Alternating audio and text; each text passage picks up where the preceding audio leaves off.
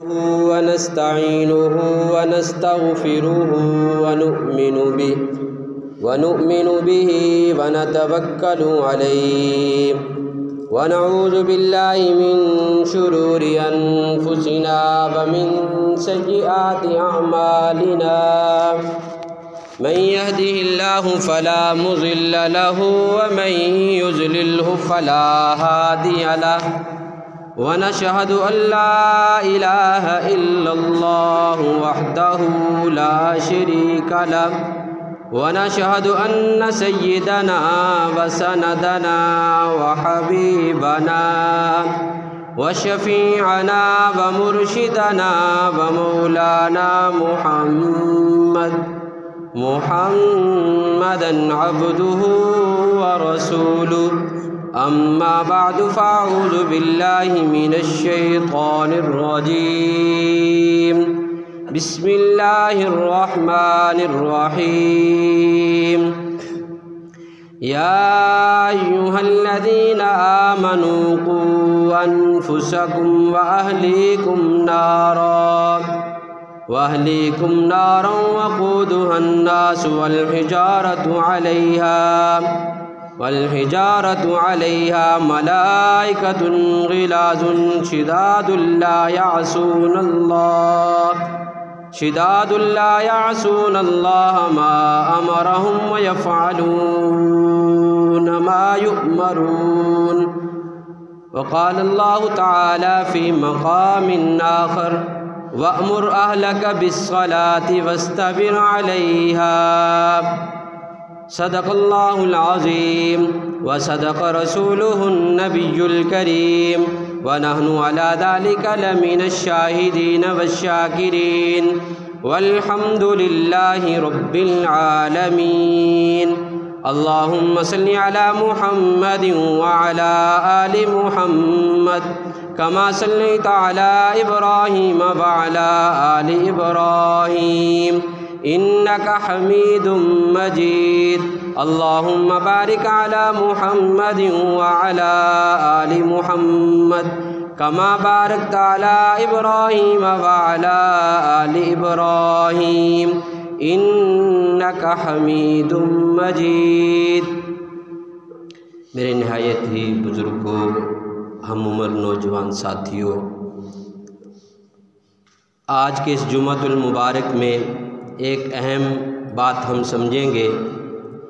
आज दुनिया में रट लगी है, दुनिया में और हमारे अंदर ये आवाज़ उठती है, हकूक़। हर आदमी अपने अपने हकूक़ का मुतालबा करता है। मिंबर और मेहराब से भी एक सदा लगती है कि वालिदैन के हकूक़ हैं, असातिज़ा के हकूक़ हैं, बड़ों के हकूक़ हैं, फ़लाह के हकूक़ हैं। ये बात भी हम आम सुनते हैं। शरीयत ऐसा एक हसीन गुलदस्ता है, एक ऐसा हसीन बाग है, एक ऐसा हसीन मजमुआ है कि जिसमें हर एक की रियायत रखी गई है, हर एक के हकूक़ को बयान किया गया है। जहाँ वालिदैन के हकूक़ को बयान किया गया, वहीं औलाद के हकूक़ को भी बयान किया गया। जहाँ उस्ताद के हकूक़ को बयान किया गया, वहीं तालिब इल्म के हकूक़ को भी बयान किया गया।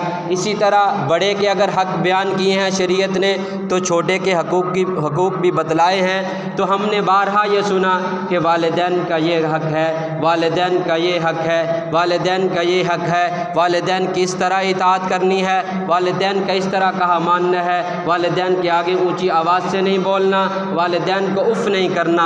आज जो हम बात समझेंगे, आज जो हम ये बात सुनेंगे, आज जिस बात का हमारा मुज़ाकरा होगा, आज जो बात हम समझे कर जाएंगे, वो है औलाद के हकूक़ क्या है। वो बात क्या है? औलाद के हकूक़ क्या हैं। क्या सिर्फ़ वालिदैन के हक़ हैं, औलाद का कोई हक़ नहीं है? क्या सिर्फ़ उस्ताद के हक़ हैं, शागिर्द का कोई हक़ नहीं है? औलाद के हक़ हैं। अगर औलाद के हकूक़ सही मानों में अदा करेंगे हम आज, तो यही औलाद कल वालिदैन के सही मानों में हकूक़ अदा करेगी। अगर इसी औलाद के हमने हक़ सारे दबा दिए, तो कल हम इस औलाद से ये तवक्को ना रखें कि ये हमारे हकूक़ अदा करेंगे, ये हमारे हकूक़ अदा करेंगे, ये मुमकिन नहीं है, ये मुमकिन नहीं है। हाँ, इल्ला कलील ऐसा भी होता है कि औलाद के हकूक़ वालिदैन ने अदा नहीं किए, औलाद को अल्लाह ताला ने ऐसे रास्ते पर, रहनुमाई के रास्ते पर, हिदायत के रास्ते पे चलाया, उसने कहा कोई बात नहीं, मेरा वालिद ने ये भी हक दबा दिया, ये भी दबा दिया, ये भी नाइंसाफ़ी हो गई, यह भी उसने मेरा ख्याल नहीं किया, लेकिन अल्लाह ने मुझे आज किसी के ज़रिए से समझ अता की है तो मैं अपनी आक़िबत ना ख़राब करूँ। वो बच्चा तो वालिदैन की फर्मा बरदारी में ज़िंदगी गुजार देगा, लेकिन वो आम रूटीन यही है कि अगर हम नहीं हक अदा करेंगे तो हमें अपने हकूक़ नहीं मिलेंगे, हमें अपने हकूक़ नहीं मिलेंगे। औलाद के हक़ क्या है, औलाद के हक़ क्या हैं? औलाद का जुमला आम मानों में, आम यानी कि समझने में यही आता है कि बच्चा पैदा हुआ तो उसके बाद उसकी ज़िंदगी शुरू हुई, लेकिन असल जो है इससे पीछे से हकूक़ अदा होते हैं, इससे पीछे से हकूक़ बच्चे के लिए शुरू हो जाते हैं। बच्चा जवान हुआ तो उसके वालिदैन की ज़िम्मेदारी है और उस बाप की, जो बाप बनने वाला है, उसकी ज़िम्मेदारी है कि किसी अच्छी जगह पे रिश्ता करे, किसी अच्छी जगह पे रिश्ता करे, शरीफ घराने से रिश्ता करे, नेकोकार औरत के साथ रिश्ता करे, पाक दामन औरत के साथ रिश्ता करे। अपना निकाह जो है वो किसी बाहया औरत से, पाक दामन औरत से, अच्छे अखलाक वाली औरत से, सही इल्म वाली औरत से निकाह करे और फिर उसके बाद ऐसा घर का माहौल बनाया जाए कि वो शरी हो, वो गैर शरी ना हो, एक दूसरे के हक़ तलफ ना हो रहे हों, एक दूसरे को हक़ दिए जा रहे हों। फिर उस घर में जो बेटा बेटी पैदा होगा फिर उसके हकूक़ शुरू होंगे। बच्चा पैदा हुआ, उसका पहला हक़ ये है कि जब वो पैदा हुआ उसको साफ़ करने के बाद सबसे अव्वल ये है कि उसके दाएं कान में अज़ान दी जाए और बाएं कान में जो है तकबीर कही जाए। ये आम रूटीन पे हम ये देखते हैं कि चलो जी मौलवी साहब को ले आएँ, चलो जी फ़लाँ बुज़ुर्ग को ले आएँ। कोई बात नहीं, बुज़ुर्गों को हक़ दें, बुज़ुर्गों को आप शर्फ़ हासिल करने के लिए भी बड़े बुज़ुर्ग हैं, उसकी यानी कि कबूलियत के लिए और उसके शर्फ़ हासिल करने के लिए हम उसको हक़ दें। ये हक़ असल में वालिद का है कि वालिद अपने बच्चे के कान में ख़ुद अज़ान दे, वालिद अपने बच्चे के कान में ख़ुद तकबीर कहे, ना कि दूसरों को ढूंढता फिरे, ना कि दूसरों को ढूंढता फिरे। इसका हक़ है। हाँ, ये आगे हक़ मुंतकिल कर सकता है, किसी को कह सकता है कि हाँ जिसको देखा ये हमारे इमाम साहब हैं, अल्लाह वाले हैं, इससे अज़ान व तकबीर कहलवा ली, नहीं ये जी हमारे बुज़ुर्ग हैं, हमारी दीनी रहनुमाई करते हैं, हमें सीधे रास्ते पे लगाते हैं, हमारे दिलों में इन्होंने अल्लाह और अल्लाह के रसूल की मोहब्बत को उजागर किया है, इनकी जो अज़ान दी हुई होगी हमारे बच्चे पे असर पड़ेगा, ये भी करवाया जा सकता है। अपना हक़ उसको हम दे रहे हैं। वैसे असल हक़ शरीयत ने इसके बाप को दिया है कि बाप खुद ये काम करे। और इससे पीछे एक बात गुजर गई, बात छूट गई कि ये कि जब दोनों का रिश्ता हो गया और ये औलाद वाला पहला मरहला आया, यही बच्चा माँ की गोद में है, अब क्या करना है? अब भी इसका कोई हक़ है या नहीं? ये जो पेट में है इसका भी कोई हक़ है या नहीं? माँ के जो कोख में है इसका भी हक़ है। इसका हक़ क्या है? माँ गलत बातें नहीं करेगी, माँ झूठ नहीं बोलेगी, माँ हराम चीज़ नहीं खाएगी, माँ हलाल खाएगी, हलाल खाएगी। ये रहम में जब बच्चा है, जब ये पेट में बच्चा है, उस वक़्त का तहफ़्फ़ुज़ भी वालिदैन की ज़िम्मी है कि बाप कमा के लाए तो हलाल कमा के लाए, माँ खाए तो हलाल का लुक़मा खाए। इसका असर क्या होगा और ना हराम खाने का असर क्या होगा? पीर जुल्फ़कार साहब दामत बरकातुहुल आलिया एक अपने मुरीदीन का वाक़या बयान करते हैं कि हमारा बच्चा है, वालिदैन नेक हैं, नमाजी हैं, परहेज़गार हैं, सब कुछ है, बच्चा बड़ा हुआ नाफरमान है। पीर साहब के पास गए, पूछा हज़रत जी क्या माजरा है? हमें नहीं समझ आया, हमने तो सारे ख्याल किए हैं। कहा घरवाली को, जो बच्चे की माँ थी उसको कहा गौर कर, कहीं तेरा जो हमल का दुरानिया था, जब ये बच्चा तेरे पेट में था उस वक़्त तूने कहीं हराम लुक़मा तो नहीं खाया? सोचती रही, सोचने के बाद पता चला कि हमारे घर के साथ एक हमसाया था, उसके घर में बेरी लगी हुई थी और उसका बेर एक मेरे घर में गिरा, मुझे अच्छा लगा, मैंने उठा के खा लिया। उसका पूछा नहीं था, उनसे इजाज़त नहीं ली थी। सिर्फ़ इतनी बात की वजह से इतना बड़ा नुकसान कि औलाद नाफरमान हो गई। आज हमारा क्या आलम है कि हमें पता ही नहीं कि हमारे कितने लुक़मे हलाल किए हैं, कितने हराम के हैं। फिर हम तवक्को करते हैं कि हमारी औलाद 100% हमारी फर्माबरदार बने, अच्छी लगे, चले फिरे, अच्छी लगे, हमें भी अच्छी लगे, हमारी बरादरी में भी रोशन हो। तो वो होगी तब ही जब हमने इब्तदा से इस औलाद का हक़ अदा किया होगा। हाँ, ये औलाद फिर आ गई दुनिया में। पहला हक़ अज़ान दी, उसके बाद दूसरा हक़ तहनीक यानी कि इसको गुट्टी देना, वो भी सुन्नत अमल है, वो किया जाए। और उसके बाद हज़रात उलमा फरमाते हैं ये बच्चे की सही मानों में परवरिश के दिन जो हैं, ये बच्चा जब छिले में होता है वही दिन होते हैं। कई कहने वालों ने ये जुमले कहा, उलमा ने ये जुमले फरमाया कि ये जो वालदा छिले में होती है बच्चे की और ये इसे दूध पिलाती है, यही दिन इसकी तरबियत के है। क्या मकसद?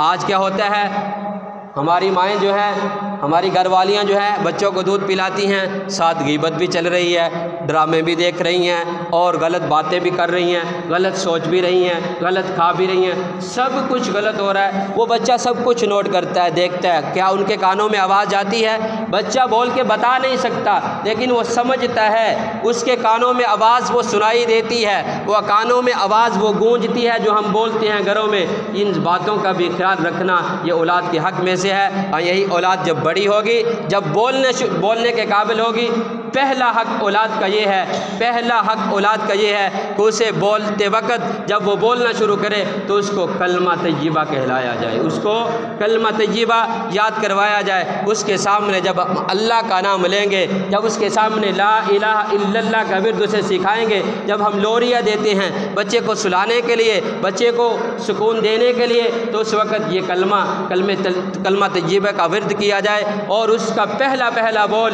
अगर उसने अल्लाह ये जुमला कहा या ला इलाहा इल्लल्लाह उसने जुमला कहा, इसका इनाम पता कितना बड़ा है। वालिदैन दोनों के गुनाहों माफ़ हो जाते हैं। अगर बच्चा पहला जुमला अल्लाह निकाले या ला इलाहा इल्लल्लाह के जुमले निकाले तो वालिदैन के लिए यह इनाम है, उसके सगीरा को गुनाह जो हैं दोनों के माफ़ हो जाते हैं। हाँ, यही माँ है जब पहला घूंट दूध का पिलाती है अपने बच्चे को, अल्लाह ताला ने इनाम कितना बड़ा दिया, कहा ऐसे ही है जैसे एक जानदार को ज़िंदगी बख्श दी।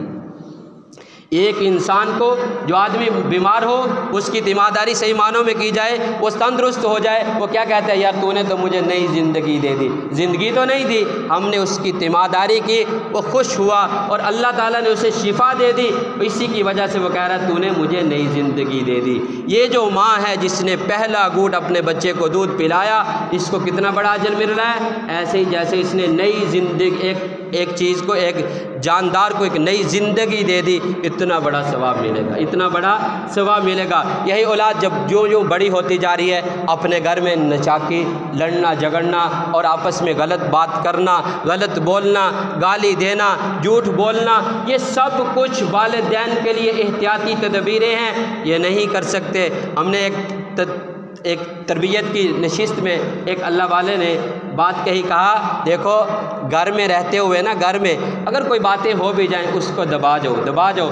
कहीं वक्त अगर आपका ज़्यादा ही दिल करे कि एक दूसरे को सुनाने का मियाँ बीवी का, तो ऐसे करो, थोड़ा सा खर्चा करो, घर से बाहर निकलो, किसी जगह पे चले जाओ, किसी होटल में किसी जगह पे, वहाँ जाकर खाने का भी इंतज़ाम करो कि थोड़ा बहुत खा भी लो और एक दूसरे को खूब सुना लो। औलाद के सामने आपस में गिले शिकवे छोड़ दो।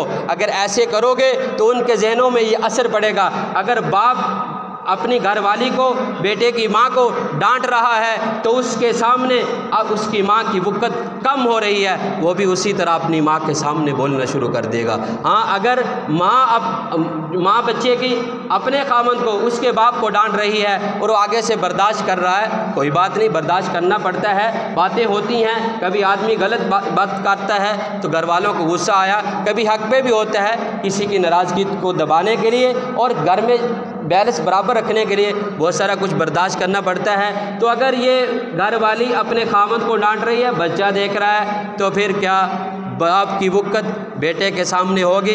नहीं होगी, कदर कम हो जाएगी, उसकी अदब, उसका लिहाज कम हो जाएगा। इससे भी शरीयत ने मना किया है, इससे भी शरीयत ने मना किया है। फिर घर का माहौल ऐसा बनाना है, हदीस मुबारक में आता है कुल्लु मौलूदिन, कि हर बच्चा जो है वो फितरत इस्लाम पर पैदा होता है, फिर उसके वालिदैन उसे यहूदी बना देते हैं, मजूसी बना देते हैं, नसरानी बना देते हैं, या फिर मुसलमान रहता है। बच्चा तो हर फितरत इस्लाम पे पैदा हो रहा है, लेकिन जिसके घर में पैदा हुआ है वो घर का जैसा माहौल है वैसा ही उसे डाल देता है। अगर वही बच्चा गैर मुस्लिम के घर में पैदा हुआ तो वही कुफ्रिया कलमात, वही इनकार करने वाली बातें, वो दीन से बेजार बड़ा होकर बनेगा। अगर वही बच्चा मुसलमान के घर में पैदा हुआ है, मुसलमान के घर का मुसलमानों वाला रवैया है, घर का माहौल है, तो वो बच्चे को कुछ ना करो, छोड़ दो साल में, तो फिर भी इस्लाम का हम नाम रखने वाला, इस्लाम के ऊपर अपनी ज़िंदगी को सर्व करने वाला बनेगा। तो इसलिए ये जो औलाद है इसकी पहली तरबियत गाह, पहली दर्स गाह, पहली अमाज गाह, पहली तरबियत की जो सीढ़ी है वो घर का माहौल है। घर में हमने उसके लिए सब अच्छा करना है। जब ये सब अच्छा करेंगे, सब इस तरह तरतीब से चलेंगे जैसे हमें दीन सिखाता है, जैसे दीन ने औलाद के हकूक़ बतलाए हैं, फिर आगे क्या होगा, अगले वाला जो मरहला होगा, देखो जब बच्चा 7 साल की उम्र में हुआ, जब बच्चा बड़ा हुआ, कुछ पढ़ने के काबिल, कुछ समझने के काबिल हुआ, तो शरीयत कहती है अब इसको दीन की बातें सिखाना शुरू करो। सिखाओ ऐसे नहीं कि एक सिर्फ बताया कि नमाज इसको 7 साल की उम्र में आए तो इसको नमाज याद करवाना शुरू करो। 10 साल की उम्र तक इसको अपने साथ नमाज़ पढ़ने के लिए लाओ, अपने साथ नमाज़ पढ़ने के लिए खड़ा करो, देखे और इसे बतलाते रहो, बेटा नमाज में इस जगह पे ये पढ़ा जाता है, ये पढ़ा जाता है, ये पढ़ा जाता है। 3 साल बतलाए हैं शरीयत ने, 7 साल से 10 साल की उम्र तक कहा कि इसको नमाज सिखा दो, और 10 साल की उम्र के बाद इस पर सख्ती करो। अगर नमाज नहीं पढ़ता इस पर सख्ती करो, नमाज नहीं पढ़ता। आज हमारी हर चीज़ पे सख्ती चलती है, नमाज पढ़ने पे सख्ती नहीं चलती। बच्चा 5 साल का है, हम उसे स्कूल भेजने में बहुत ज़्यादा सख्ती कर देते हैं, नमाज पढ़ने की 10 साल के बाद भी सख्ती नहीं होती। ये कैसा, फिर हम उसे क्या बना रहे हैं, फिर उसे हम मुसलमान बना रहे हैं, क्या बना रहे हैं, उसे हम कल्चर देते हैं, उसकी इब्तदा होती है वो जिसको हम तालीम बोलते हैं। तालीम के नाम पे हम बच्चे को घर से निकालते हैं, लिबास अपना उतरवा दिया, अपना हुलिया उतरवा दिया, अपने बोल ख़त्म हो गए, वो घर से निकल रहा है, पता नहीं हमने किसका हुलिया दिया। हर आदमी हम में से जानता है किसका हुलिया अपनाया। आज तक हम सब गौर कर सकते हैं, क्या हमने किसी स्कूल में जाकर कहा, किसी इदारे में जाकर कहा कि नहीं भाई ये जो लिबास है मैं अपने बच्चे को नहीं पहनवाऊँगा, मैं ये नहीं पहनवाऊँगा, ये कहता कोई नहीं है। अगर 1000 बच्चों में से एक का बाप जाकर गए कहते नहीं, फिर नहीं ये कपड़े पहन के आ सकता, ये इस तरह लिबास नहीं पहन के आ सकता, तो रहने दो, हम नहीं पढ़ाएंगे। क्यों, हमारा डिसिप्लिन ख़राब होता है। भाई तेरा डिसिप्लिन ख़राब होता है, तूने हमें उस लिबास पे लगा दिया जो गैर का था। मेरे नबी ने तो ऐसा लिबास तंग नहीं दिया था कि जिसकी वजह से मेरा बच्चा कल फ़र्क ही ना महसूस कर सके कि मैंने किस लिबास में रहना है। तो खुला डुला लिबास मेरे और आपके प्यारे नबी सल्लल्लाहु अलैहि वसल्लम ने दिया है, हमने उसे दुनिया की डिग्री की खातिर छोड़ दिया।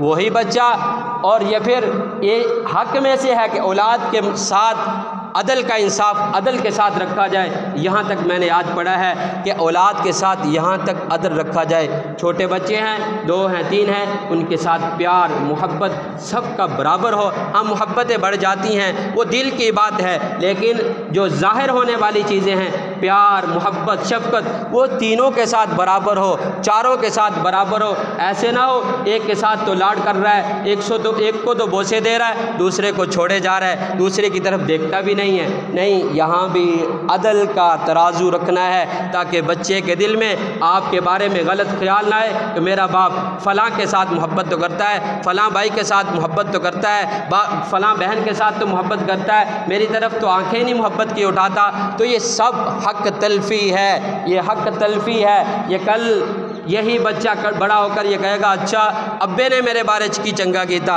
अब्बे ने तो दूसरे पर आनु साथ देता। ये जुमले क्यों सुनने के लिए मिलते हैं कि हमने उसकी तरबियत पे गौर नहीं की। अपने घर में रहते हुए हमने इस बात पे ख्याल ही नहीं किया कि हमने अदल का तराजू रखा या नहीं रखा। तो ये सारी जो चीज़ें हैं, आगे और बहुत सारे हकूक़ हैं जो औलाद के हैं, जो हमारी ज़िम्मेदारी है कि हम औलाद के इन हकूक़ का ख्याल करें। बच्चा का नाम रखना, बच्चे की तरबियत तरबियत के लिए अच्छी जगह का इंतखाब करना और बच्चे के लिए दीनी माहौल का घर का और बाहर का और इदारे का, जिस इदारे में जा रहा है सारी जगहों पे नज़र रखना ये वालिदैन की ज़िम्मेदारी है। मैं अपने बच्चे को कौन से माहौल दे रहा हूँ। एक घर का माहौल है वो बेहतर है, बाहर महल्ले का माहौल बेहतर नहीं, तो बच्चे का कंट्रोल रखना वालिदैन की ज़िम्मेदारी। हाँ, जिस इदारे में जा रहा है घर में तो माहौल बहुत अच्छा है, जिस इदारे में जा रहा है वहाँ तो दोनों को इकट्ठे खड़े करके नचाया भी जा रहा है, माहौल भी दिखाया जा रहा है, ड्रामे भी करवाए जा रहे हैं। तो क्या मेरे बच्चे में वो गलत बातें तो नहीं आ रही जिससे मैं बचना चाहता था? ये मेरे लिए इदारा ठीक है या नहीं? ये वालिदैन की ज़िम्मेदारी है, उस्ताद की ज़िम्मेदारी बाद में है, वालिद की ज़िम्मेदारी, वालिदा की ज़िम्मेदारी ये पहले है। ये जो शरीयत ने हकूक़ बतलाए हैं ये ऐसे नहीं है। देखिए हज़रत याकूब अलैहिस्सलातु वस्सलाम हैं, कितना फ़िक्र है और क्या कह रहे हैं, अम कुंतुम शुहदा इज़ हज़र याकूब अल मौत इज़ क़ाल लिबनीहि मा तअबुदून मिन बादी। वफ़ात का वक़्त करीब है, वक़्त का नबी है और हज़रत याकूब अलैहिस्सलातु वस्सलाम बेटों को जमा करके कह रहे हैं मेरे बाद किसकी इबादत करोगे, मेरे बाद किसकी इबादत करोगे, किसको इलाह मानोगे? तो बेटों ने आगे से जवाब दिया कि ऐ अब्बा हुज़ूर, हम आपके अबाउ अजदाद हज़रत इब्राहीम, इस्माइल और हज़रत इसहाक़ के जो जिनकी वो इबादत करते थे हम भी उन्हीं की इबादत करेंगे। इलाहुं वाहिदुन व नहनु लहू मुस्लिमून, हम एक ही इलाह की इबादत करेंगे और हम मुसलमान बन के रहेंगे, हम मुसलमान बन के रहेंगे। और दूसरा नबी हज़रत इस्माइल अलैहिस्सलातु वस्सलाम दुआ कर रहे हैं, वकान यअमुरु अहलहु, दुआ नहीं कर रहे, हुक्म दे रहे, वकान यअमुरु अहलहु बिस्सलाति वज़्ज़का, ऐ मेरे घर वालों नमाज पढ़ते रहना, ज़कात अदा करते रहना। और अल्लाह ताला का कुरान भी हमें यही हुक्म देता है, यअमुरु अहलहु बिस्सलाति वकान यअमुरु अहलहु बिस्सलाति वज़्ज़का। ये तो हज़रत इस्माइल अलैहिस्सलातु वस्सलाम ने हुक्म दिया और कुरान हमें भी हुक्म देता है कि अपने आप को भी गुनाहों से बचाओ, अपने आप को जहन्नम से बचाओ। या अय्युहल्लज़ीना आमनू कू अनफुसकुम व अहलीकुम नारा, अपने आप को भी जहन्नम से बचाओ और अपने अहलो अयाल को भी जहन्नम से बचाओ। ये किसके लिए, ये कौन से अहलो अयाल हैं? अहलो अयाल पे कौन होता है? अपनी बीवी, अपने बच्चे, ये अहलो अयाल समझे जाते हैं। वालिदैन भी हैं लेकिन एक घर में रहने वाले जो अफराद हैं जो उसके मताहत हैं उनकी ज़िम्मेदारी इसी पे आती है, तो वो सबसे अव्वल अपनी औलाद है। तो इसलिए हम इन हकूक़ का ख्याल करें। मैं और आप आज से अज़म करें कि हम अपने औलाद के हकूक़ को समझेंगे, पढ़ेंगे, जो अल्लाह और अल्लाह का रसूल हमें हुक्म देता है उनकी रियायत रखते हुए हम अपनी औलाद के तमाम हुकूक़ का ख्याल करते हुए, हकूक़ को अदा करते हुए आगे ज़िंदगी गुजारेंगे इंशाअल्लाह। अगर मैं और आप जो वालिदैन हैं वो अपनी औलाद के सही मानों में हकूक़ अदा करेंगे तो यही औलाद फिर उम्मत के इमाम बनेगी और हमारी आँखों की ठंडक बनेगी और हमें दूर से देखते हुए हसरत भी होगी, खुशी भी होगी, चमक, हमारी आंखें भी चमकेंगी कि ये मेरा बच्चा है, मैंने इसकी अच्छी तरबियत की है, मेरी तरबियत का असर है। लोग भी कहेंगे यार कितना अच्छा इसका बाप होगा, कितने अच्छा इसके घर वाले होंगे कि जिन्होंने इसकी अच्छी तरबियत की है।